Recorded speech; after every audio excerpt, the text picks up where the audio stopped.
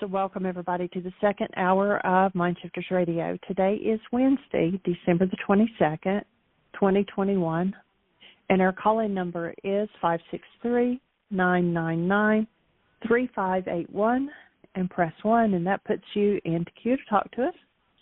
We'd love to hear your comments and questions because that makes this your show. So we'll give Michael just a moment to get dialed in, and I'll just direct everybody to the website again, whyagain.org. And Susan got me straightened out on the homepage. So when you type in whyagain.org, it'll actually take you to the homepage. I promised her I would not do anything else on the website until all of the fog had lifted. So I invite you to just go there and look around. There's lots of downloads, audios, videos. There's information about the Coptic Conference that's coming up in January. There's also a book study group that is going to start in March, studying the Why Is This Happening to Me Again. And I believe that book study group is based out of England, but they said they have global attendees in it. And so we're excited about that taking place, another way of spreading the information and getting it out to more and more people. And then we have of course, the monthly membership, the breathing membership, and the codependence to interdependence, which is a self-study. And all that information is on the website. You can find that. And just invite you to download the app and update it if you haven't already, and look at all of the changes that have taken place with the app. We now have not just the 2 forgiveness worksheets and the commitments, but you can also access the Dragon Klingon game and the events, the schedule of events. There's a More button, which will take you to the website, and there's lots of information there. And there's also a button on the radio show. So all of those things can be accessed from the app and on any page within the app. It doesn't matter what you're on.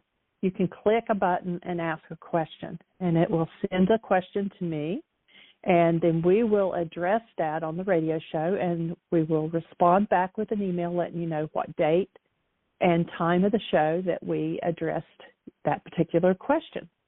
And so we're excited about that. That is definitely an upgrade. People, you're working on a worksheet and going right through it, and you come up with a question.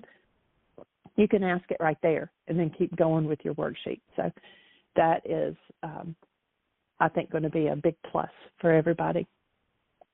And, yes, we are feeling human again. Woke up this morning and it was like there's still a few twinges here and there, but I'm actually ready if they call and say, come get your dad. I think that we can handle it now. And so just hold the space that they're doing respiratory therapy and physical therapy with him, and then they're going to send him home with oxygen. And then we've got plenty of help coming. I don't know when they'll start, but they'll have a nurse. They have respiratory therapy, physical therapy, occupational therapy. There'll be at least 4 people a week coming in and working with him. So I'm excited about having that assistance. So thank you all for your continued prayers. And, yes, we are feeling much better. Welcome, Michael. Did you share that this morning when we woke up, we said, oh, it feels so good to feel good when you wake up? No. Well, that was expressions this morning for sure. And if you want to watch a really profound, we've been spending the morning on looking at what's our next step. What are we moving in the world now? And get your pen handy or your notepad handy and write down Eva, E-V-A, space, K-O-R, semicolon, or colon, Eva Kor, semicolon, surviving the angel of death.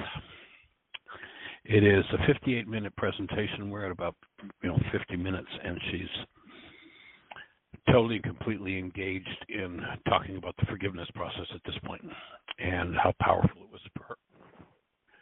After she recounts how at 10 She and her twin sister were ripped away from her father and mother who were killed in Auschwitz, and how they were part of experiments that were just beyond comprehensible that any human being could participate. And how at 10 she put in her mind that she was going to survive this no matter what, and she did. Very powerful. And when you look at the racist mindset that allows that sort of thing to have ever happened on Earth, and sadly it has happened many, many times. And if you take a look at the racist mindset moving in the world today, coming to America soon, if we don't wake up and take action. It's time for us to recognize that hate, prejudice, fear in all of its forms are anomalies to the human spirit and create distortions beyond comprehension. Fortunately, if someone gets lost in those energetic patterns, fortunately, the purity of being is still there, waiting to crack through, no matter what. And this work is about holding the space and providing the tools for people to crack through those kinds of insanities. In any event, very powerful video to watch, and I think a very good reason why each and every person who is concerned about decency in our world needs to stand up beyond the boundaries of their own lives, beyond the boundaries of their own thoughts, beyond the boundaries of their own households, and take actual concrete action toward creating decency in the world. And each person has a different task. Each person has a different skill set. Some of it might be to get in somebody's face and confront them over their hate. Someone else might be nothing more than a silent holding of the space and petition for healing. Whatever your role is, I invite you to be recommitted, to recommit on a new level. Because the coming features, if you have the eyes to see and the ears to hear, the coming features in America and in the world are a repeat of what happened in Nazi Germany just a few short decades ago.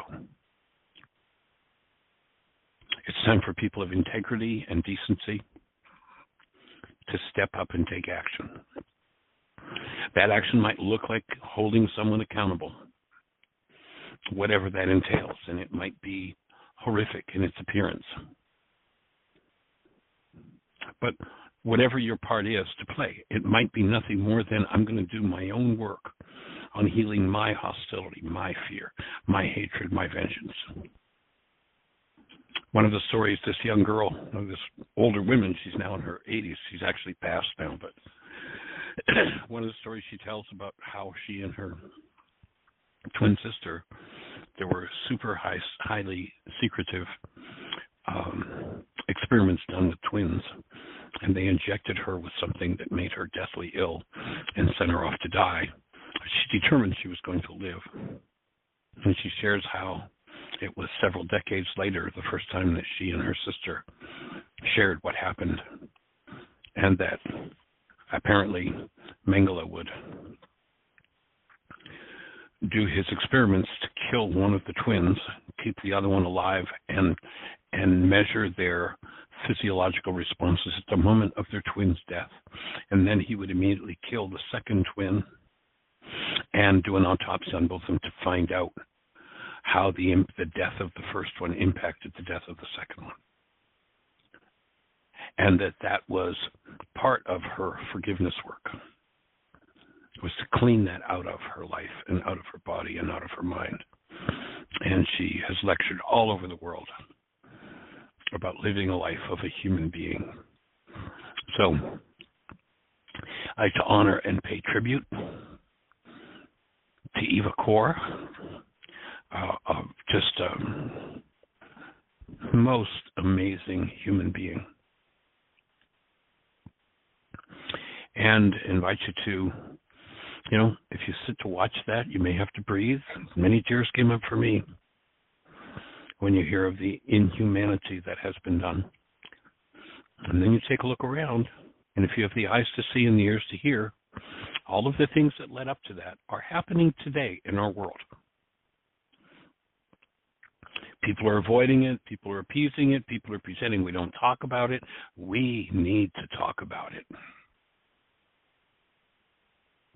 One of the things Gandhi said, and Gandhi was pretty much single-handedly responsible for getting one of the most abusive empires that ever existed on the planet out of India, and that was Britain. And he said, we must expose the evil. We must. Now, somebody might interpret this work as this is all about love and light and happy. No, it's not. This is about dealing with truth. This is about speaking up in the face of insanity. This is about becoming the space, but at the same time having the courage to step up and confront and address what needs to be addressed so that we can change the dynamic, the direction it's heading. If there had been people in Nazi Germany just a few short decades ago who had seen that, who understood what was happening the way we understand it today and had taken action, it never would have happened, and it never needs to happen again. But it doesn't happen without dedicated, committed people who are willing to step up in the face of insanity and say, no more. And I'm going to turn to why is this happening to me again and what you can do about it. And, what I've just said is exactly about the book. I mean, I might as well be from the book. If we never learn to deal with what's gone before us, then the replicate mind will repeat it. When you learn how to go into your own unconscious and remove that which is of an offensive nature, then you don't have to unconsciously produce the why is this happening to me again experience. If we don't confront the rage, the insanity, basically, if you take a look, the brown shirts of Nazi Germany are alive and well and functioning in full force in America. We need to be able to confront it. We need to be able to do our work around it and inspire the work in the world that's going to change that game. So we're here to hold the space for that. And we're on step 9B. Top of page 173 if you're following along in the book. And we're talking with Richard about the fact that there is this power in us that can assist us, that goes beyond our intellectual understanding and will move in us those things that don't belong. And so at the point where I'm talking with Richard about this, and I offer the thought, in the Aramaic scriptures, the mind was called the great deceiver, who could take any situation and justly pronounce its old realities, and justify projecting its old realities, patterns, and habitual behaviors into whatever happens. The task at hand is to bring love into your mind and heal your tendency to abuse yourself or anyone else, whatever comes up. Now, let's all be fully aware. There are a million reasons to be vicious and vile and destructive toward many people. And I've had people over and over and over again over the decades who, but Michael, they deserve my rage. And I say, boy, I watched what they did. They sure do deserve your rage. Question is, do you deserve it? Because remember step 7 in the worksheet? I get the original of what I send out. They get the carbon copy. And they may not be home for delivery. But Michael, I'm so enraged. Great. So now what you're telling me is you have deep forgiveness of rage to do. But I'm so sad and aggrieved. Right. So now you've told me you have sadness and grief that you need to work through. Then it's time to take up your cross. Remember, Yeshua 2,000 years ago didn't say take up my cross. He said take up your cross. What is it in your life experience, in your genetic history, in your environmental growing up? What is it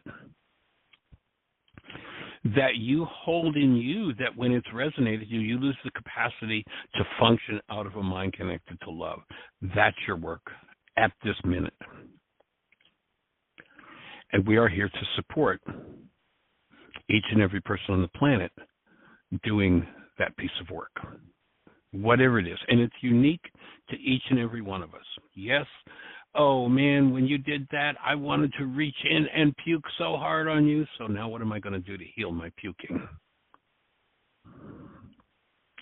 But they don't deserve love. You know something? I saw what they did. You're right, they don't. But do you? And if you bring love conscious, active, and present, and bring it into your behavior, your extension of that energy will be the gift that perhaps opens the space for that individual to realize, to make real who they are. And one more ancient hatred will become appearance of love. The ego mind will always prompt vengeance. The ego mind, based in hostility or fear, will never prompt you toward healing. And so it becomes imperative to never, ever again do what it is that you are prompted to do by your mind. Do what it is you want to do, unless it is to bring forward the truth about who you are as active, present love, to function out of that space. So the task at hand, once again, is to bring love into your mind and heal your tendency to abuse yourself or anyone else, whatever comes up. Do you see how the mind sets a trap? It is urgent in any healing circumstance to have a law by which you act, a guidepost for decisions and behavior, or you will tend to fall into the trap of the mind. See, to do what you feel like doing means you're going to get to live in that trap forever.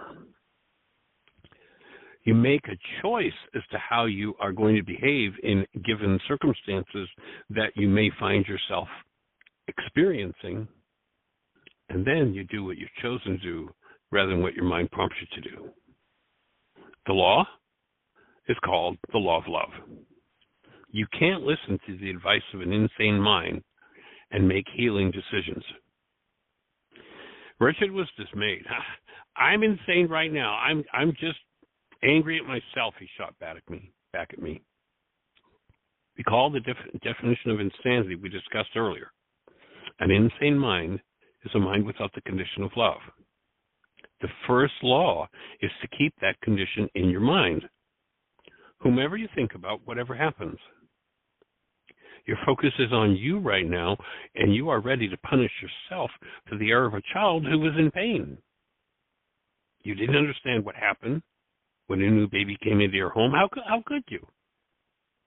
I would suggest you go back to step 8 and reconnect your mind to love before you take any other actions. Okay, I really want to get through this. It seems like such a waste the way I've been with my sister for so many years. Great catch. Notice your words. Sounds like another good topic for worksheet. Wasted relationships. It would be a good idea to make a note on that for future worksheets. Have quote-unquote wasted relationships shown up anywhere else in your life? Let me take a minute and get centered in that love connection, Michael. We sat silently for a moment, and Richard's countenance changed. He seemed to settle a little and then spoke. It feels as though every relationship I've ever had was a waste And I can see that I made the decision very early that relationships aren't safe. The truth is, I think, that I wasn't safe. I've been so angry ever since I was a child. I'd snap at anybody for what appeared to be no reason. I now clearly see that I was hurting and wasn't going to let anyone get close enough to do it to me again. I can now see that all of my adult trauma and pain has come about as a result of my unwillingness to honestly look at my life, my own blockage of truth. I got it. My life drama is to be emotionally aloof and unavailable, just as described in the Celestine prophecy. It is clear that my attitude guaranteed I would be hurt over and over. The old saying, "There are none so blind as those who will not see," keeps coming to my mind. I've sabotaged my whole life.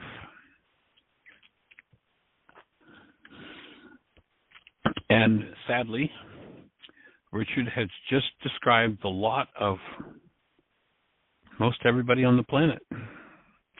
And there are tools with which to change that whole dynamic. That's what we're here to support him. And we're delighted that you're here to be part of the conversation.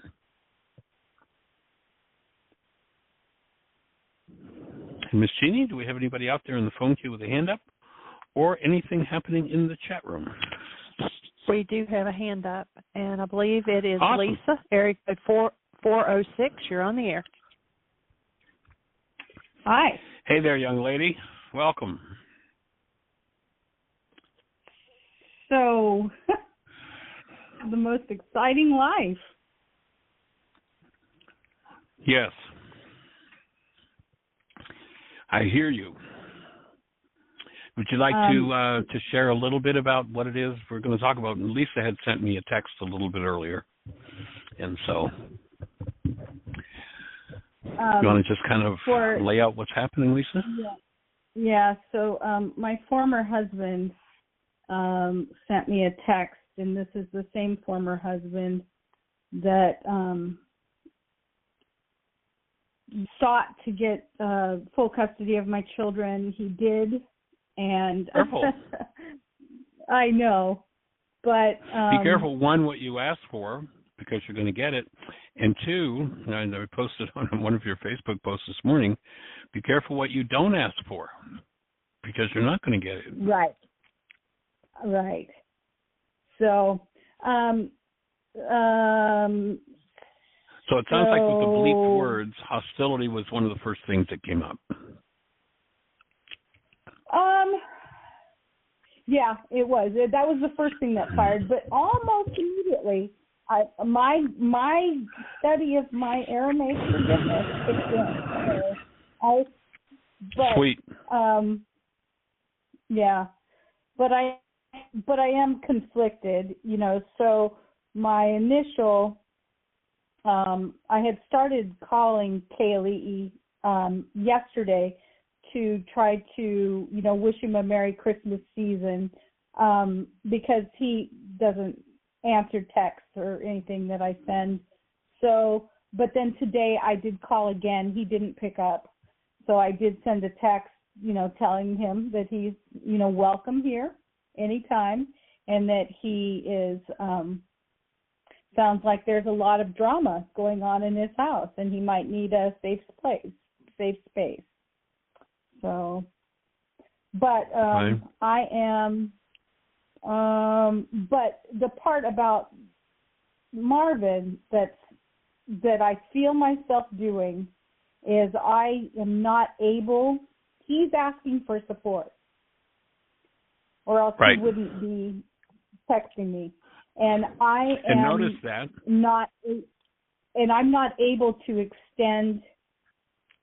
At this second, I am still withholding my support and my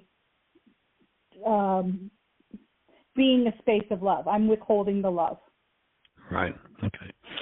So it sounds like the first order business might be, and it sounds like you're already moving in that direction, of restoring that presence of love for your son.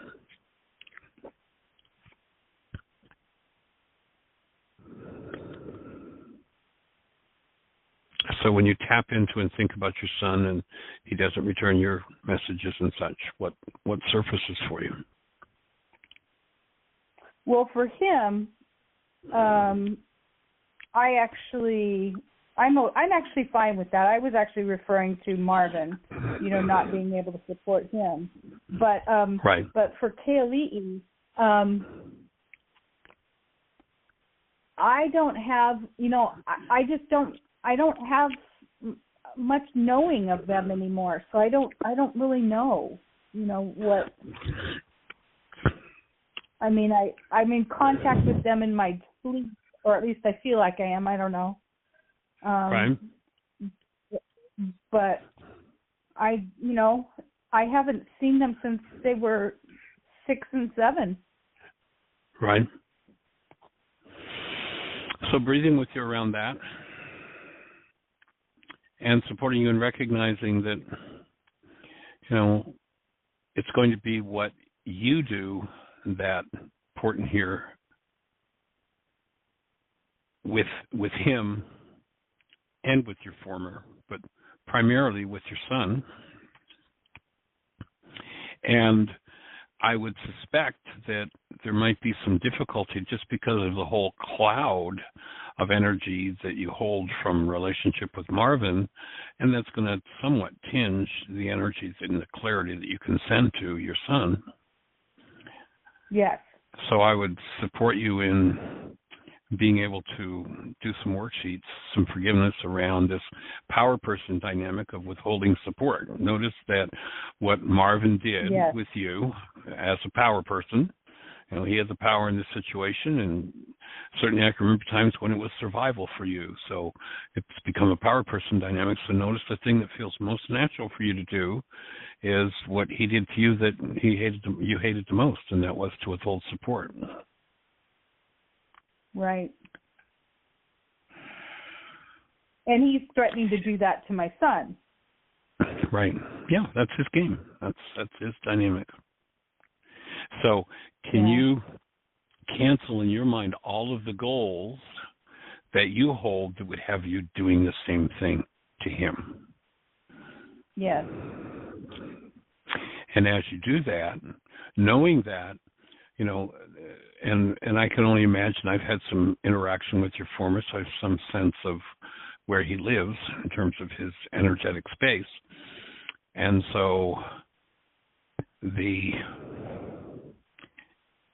interaction with your sons is still in his ballpark primarily. And anything you can do to reach out and offer support to him and getting him back to a space of connected, active love is going to benefit both of your children. Yes.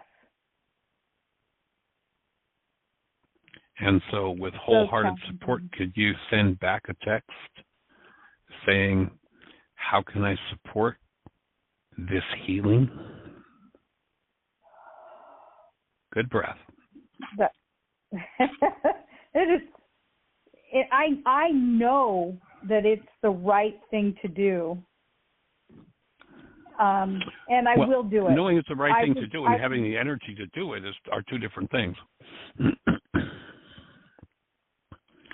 I can only imagine it's going to be a monumental piece of work for you to shine up the parts of your mind that have been tarnished around your relationship with Marvin, so that you can really, with clarity, send that energy truly.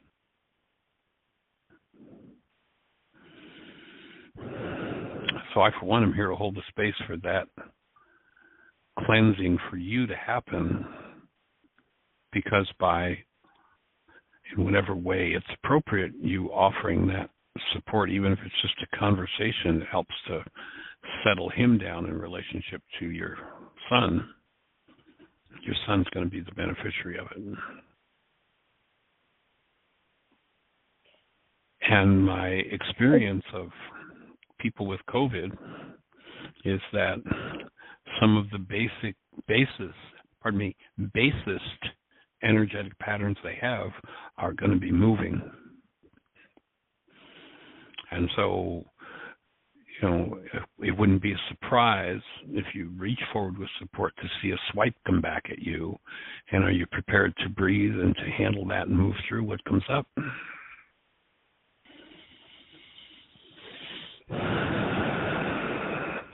Well, I won't do it until I'm prepared for whatever the repercussions are, perceiving positive or perceiving negative, because I tend to be emotional about this about this situation. Yeah. Well, and to me, the fact, Lisa, that you can have a little laugh in your voice as you talk about that is a signal of the monumental amount of work you've done. And obviously it's not finished yet. No. And I know that this is supposed to be, obviously you have one, it's handed down that you have one, path in life that you're supposed to do, and this might be it, and blah, blah, blah, blah, blah, all that stuff. So I know that this is a monumental task for me, whether it's it or whether it's just a milestone. But it's the sooner that I've been withholding the dismantling of my rage and hatred and everything that I'm projecting onto him for this entire 11 years, even after a year at Heartland. I've still been nursing that righteous. I understand. Yeah, I hear you. And I know that I have to let it go so that I can move forward and become.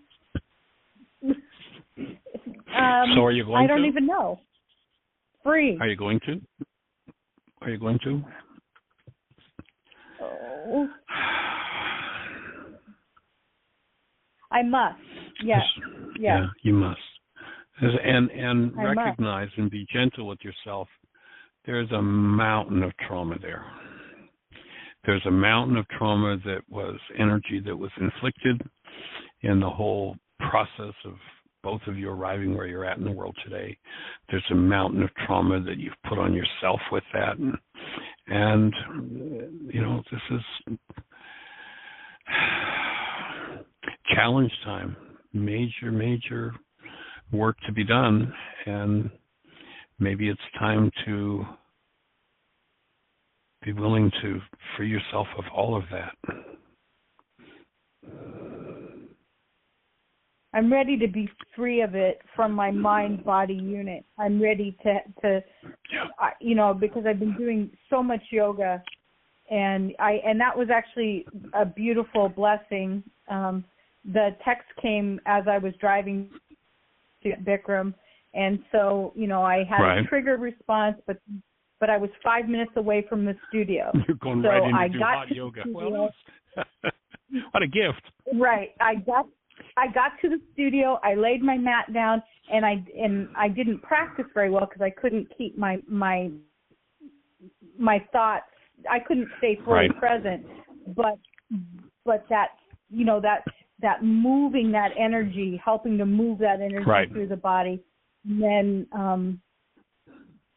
then driving home and still not responding, and then reaching out to you for support, and then. So I've been doing my best to get back to a space, to hold that love fully present, which is still a challenge.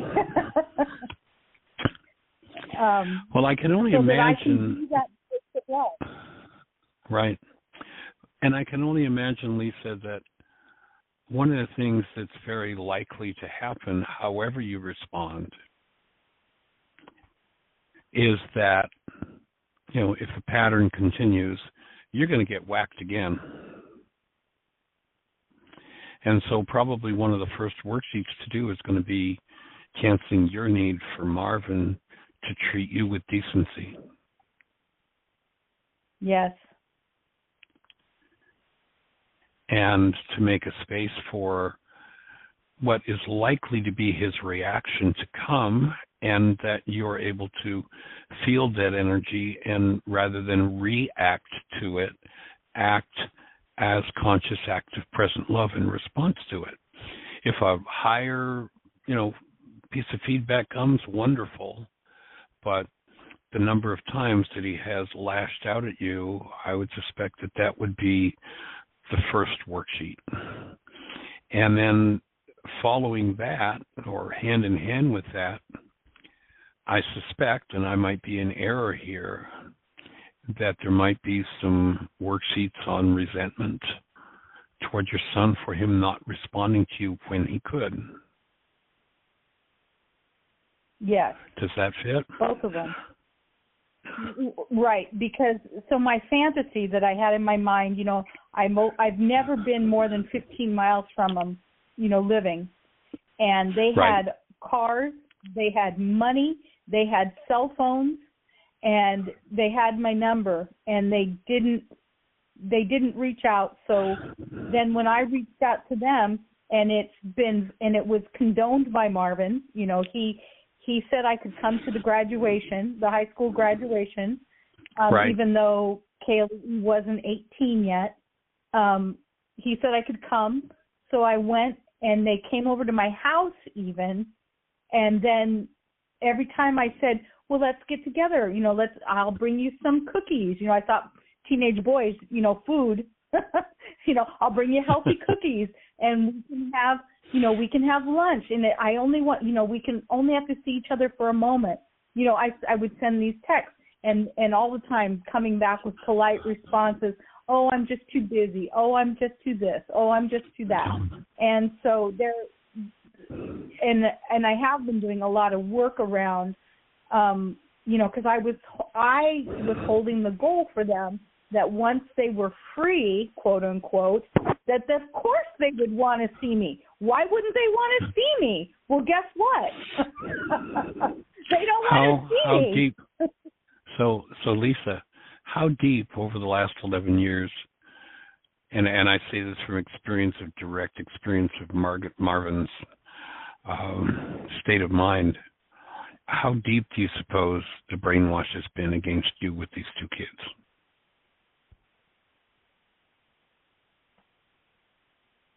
Yeah, I don't know. Are you breathing? I can't even guess. But I will tell you that the one thing that after 11 years, I've kind of worked through some of it where I'm not as emotional.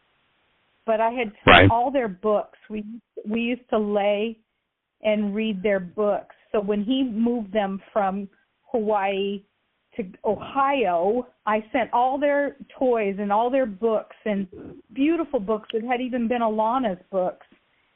And this triggers me. But he threw them away. And and those are... Breathe. Let yourself be with that feeling for a minute. Sounds like there's a huge chunk of grief there to move. Yeah, it's really, and then of course the fair comes in. It's not fair that he would do that. He took my children and he gave them to a woman who was an alcoholic, and then she dies, and then he's been raising them by himself.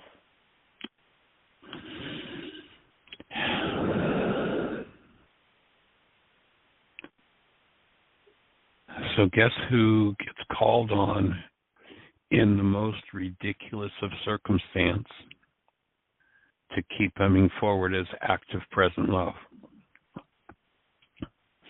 Is that fair? Not in a million years. But it doesn't have anything to do with fair. It's got to do with the healing of your children and the healing of yourself. And I can feel bone pain in my chest bones. Yeah, you better get that energy out of there. Better get that forgiven. You don't need that disorder happening. That's your work.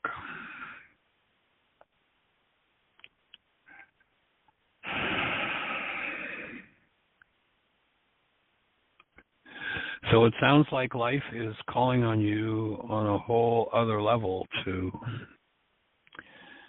step up to the plate with integrity and as the presence of love. And I got that you see the monumental amount of work that you have to do, and I got your willingness, and I want you to know we're here to support you.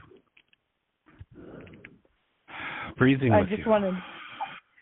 Thank you. I wanted to write, even though I can say those words to other people and I can hear them, I wanted to make sure and write them down because my unconscious, like most people's, blocks out things. So I've been writing all this down so that after I hang up, and then my unconscious tries to wipe this conversation from my mind.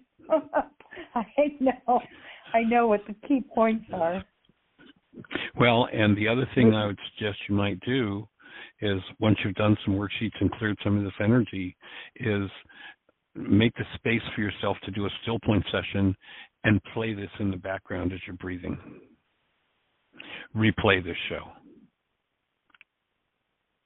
as you breathe. Once you get into your still point session, turn it on and just let yourself be the passive receiver of your own voice, your own energy dynamics, and these invitations to open. And if you're in that space and that breath is moving, you'll just move things on a whole other level. And I'll just offer I think back to one of the first times that you breathed at Heartland, and I have never seen anyone so willing to receive pain and not open ever. You hold the record, Lisa. So, and my perception of it, my construct about it, it was just your determination that you're not going to let it touch you. And I'd invite you, if that's accurate, just check it out. Whether or not I'm accurate, it might be my total projection. But if it's accurate, it's time to let it go.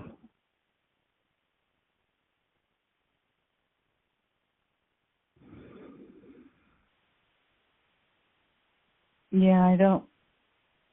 I'll double check. Okay. All right. I'm sure you're on target. Breathing with you, just breathing with you. I can't fathom. I got to observe firsthand. I got to hear your story. I got to hear Marvin's story, and I've gotten to observe firsthand. And you've got a huge piece of work in front of you, and you're capable of it. I know that you have that kind of determination too. The same strength with which determination you held on, you can use that same determination to open and let go and be finished with this for your eternal life. Be finished with it.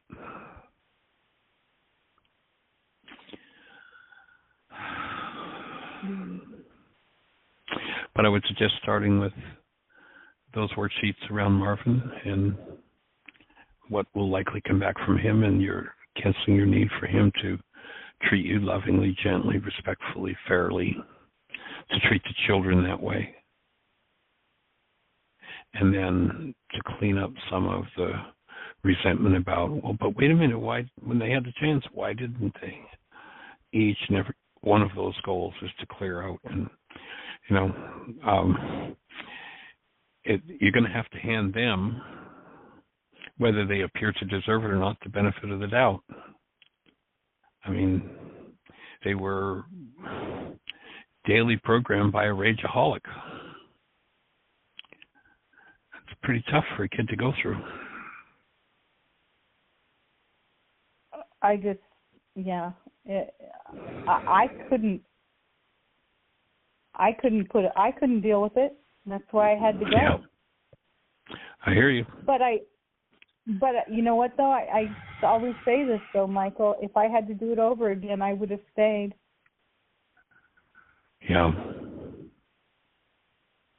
If I'd known that I would never, that I wouldn't see my children again for 11 years, I'd have sucked it up, and like my mom did, she stayed for 25 years of horrendous abuse.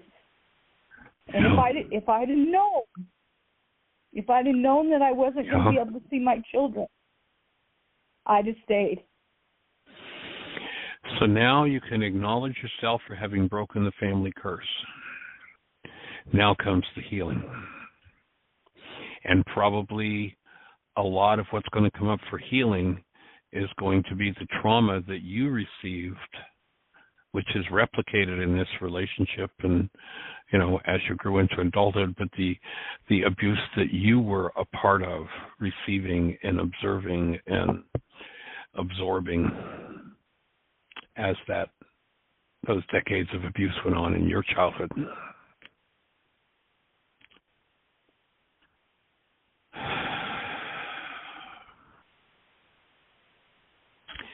I don't know. Have you ever been on a show where you've heard me talk about the writing of a man named Francis Fenelon? Have you heard me read that at all? I don't recall. Well, it'll take me a second to open it here in my phone, but let me just read. This goes back to the 17th century. And it's a piece of writing I came across about maybe 3 or 4 years ago now. And this is a Roman Catholic archbishop down around about 1700. And he's writing about the work, not about theology, not about religion, but you know what the real work is. And here's what he says. This is writing over 300 years old. As the light increases, we see ourselves to be worse than we thought.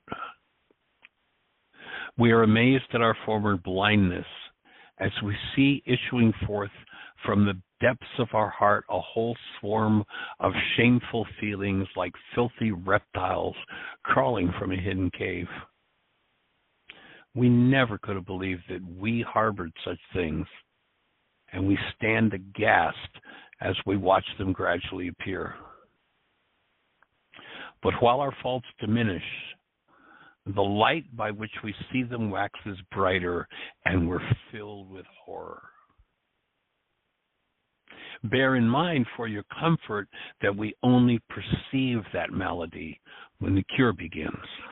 So some of what's going to open for you is going to be some of those energetic patterns that instilled those power person dynamics in you as you watched what unfolded in your family. And of course, what's in your genes, but what unfolded in the childhoods of the two people who created that in your childhood. And, you know, ultimately, all of that needs to be embraced. I did a still point session back, I don't know, maybe it's 6 or 8 months ago. And as I'm breathing and things are opening, my eyes literally point downward, inwardly.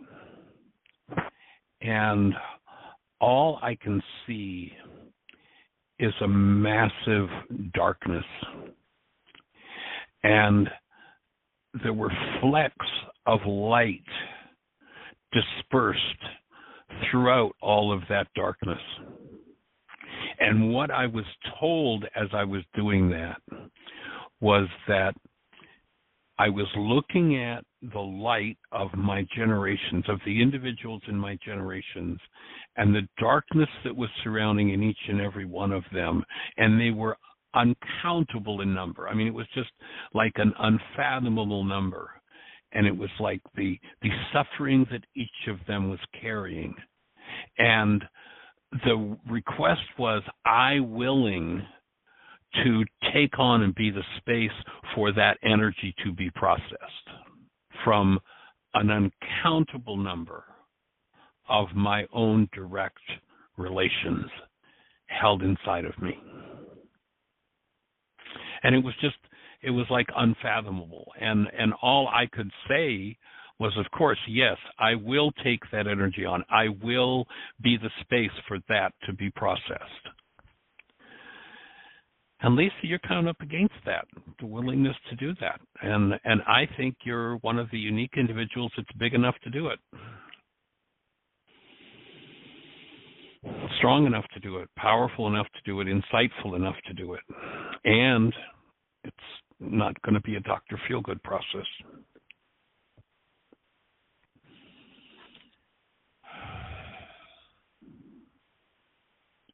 Well, it is time for it to be off the planet Earth.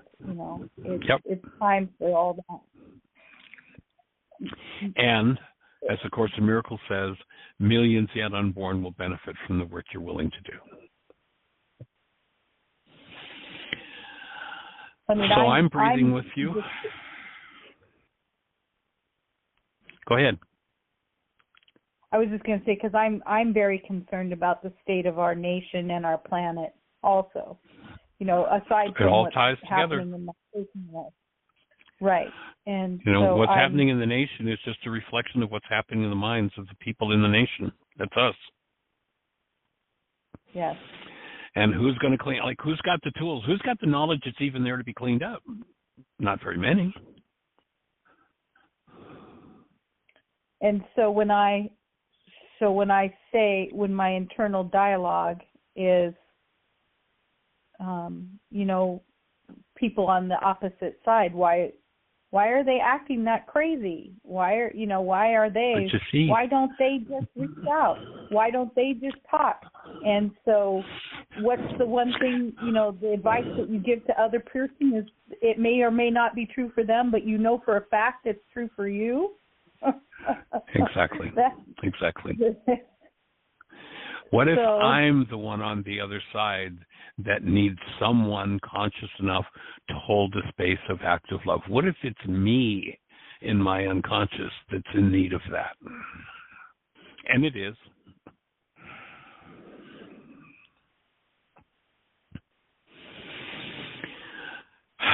Breathing with you.